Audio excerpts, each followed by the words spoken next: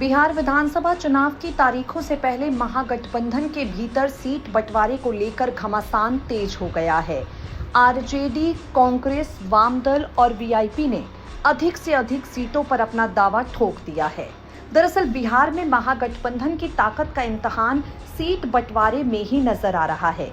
Seat बंटवारे का रास्ता इतना आसान नहीं है जितना सियासी यात्राओं के दौरान एकता दिखाकर तमाम राजनीतिक दल सबके सामने दिखावा करने की कोशिश कर रहे थे।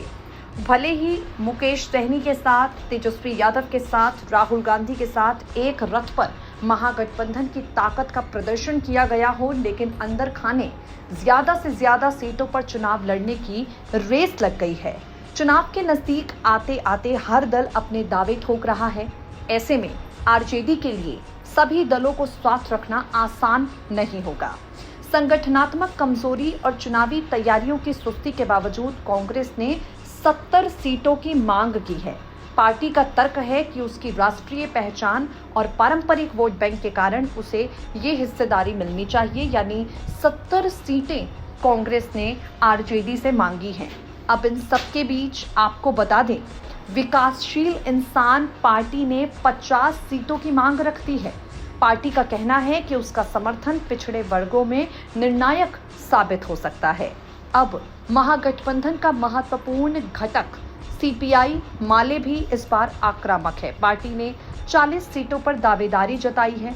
सीपीआई माले के महासचिव दीपांकर भट्टाचार्य ने कहा, विपक्षी गठबंधन के सबसे बड़े सहयोगी राष्ट्रीय जनता दल को छोटे सहयोगियों के प्रति अधिक उदार होना चाहिए। कांग्रेस ने पिछली बार 70 सीटों पर चुनाव लड़ा, महज 19 जीती। ऐसे में कांग्रेस को अब कम सीटों पर चुनाव लड़ना चाहिए।